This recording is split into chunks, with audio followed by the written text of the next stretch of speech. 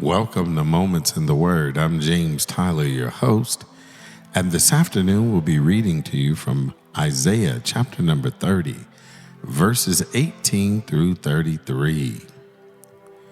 And therefore will the Lord wait, that he may be gracious unto you, and therefore will he be exalted, that he may have mercy upon you. For the Lord is a God of judgment. Blessed are all they that wait for him. For the people shall dwell in Zion at Jerusalem. Thou shalt weep no more. He will be very gracious unto thee at the voice of thy cry. When he shall hear it, he will answer thee. And though the Lord give you the bread of adversity and the water of affliction, yet shall not thy teachers be removed into a corner any more, but thine eyes shall see thy teachers. And thine ears shall hear a word behind thee, saying, This is the way, walk ye in it. When ye turn to the right hand, and when you turn to the left, ye shall defile also the covering of thy graven images of silver, and of the ornaments of thy molten images of gold. Thou shalt cast them away as a ministress cloth. Thou shalt say unto it, Get thee hence. Then shall he give the rain of thy seed, that thou shalt sow the ground withal, and the bread of thy increase of the earth. And it shall be fat and plenteous. In that day shall thy cattle feed in large pastures, the oxen likewise and the young asses that ear the ground shall eat clean, provender which have been winnowed with the shovel and with the fan. And there shall be upon every high mountain and upon every high hill rivers and streams of water in the day of the great slaughter, when the towers fall. Moreover, the light of the moon shall be as the light of the sun, and the light of the sun shall be sevenfold, as the light of 7 days in the day that the Lord bindeth up the breach of his people, and healeth the stroke of their wound. Behold, the name of the Lord cometh from far, burning with his anger, and the burden thereof is heavy. His lips are full of indignation, and his tongue as a devouring fire, and his breath as an overflowing stream, shall reach to the midst of the neck, to sift the nations with the sieve of vanity.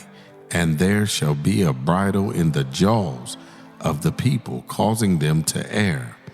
Ye shall have a song, as in the night when a holy solemnity is kept, and gladness of heart, as when one goeth with a pipe to come into the mountain of the Lord, to the mighty one of Israel.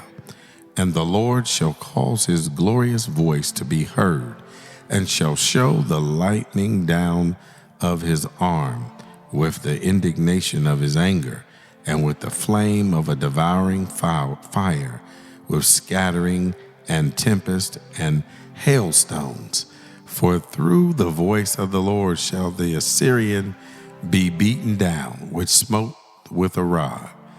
And in every place where the grounded staff shall pass, which the Lord shall lay upon him, it shall be with tabrets and harps.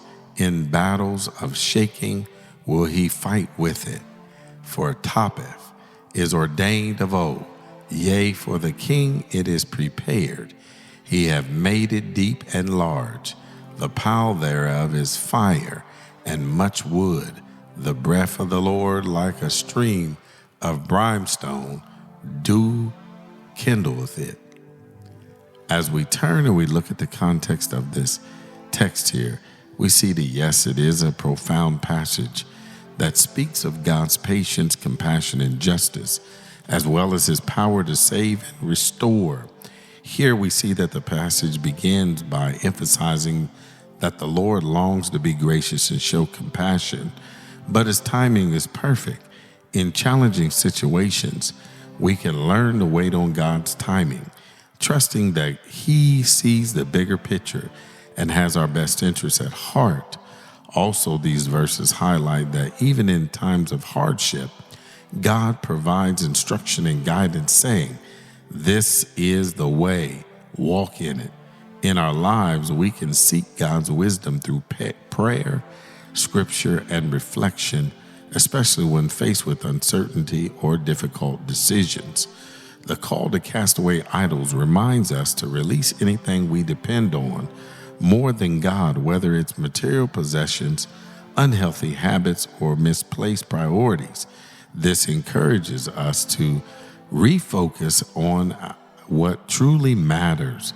The imagery of abundance and healing here shows that God is able to restore what has been broken or lost. In our current challenges right now, we can hold on to the hope that God can bring renewal and blessings in His time. The display of God's power reminds us that He is in control, even in the face of the opposition and chaos. It calls us to rest in the assurance of His protection and ultimate victory. I'm James Tyler, coming to you live from the Castle Studios, and welcome again to Moments in the Word. God bless.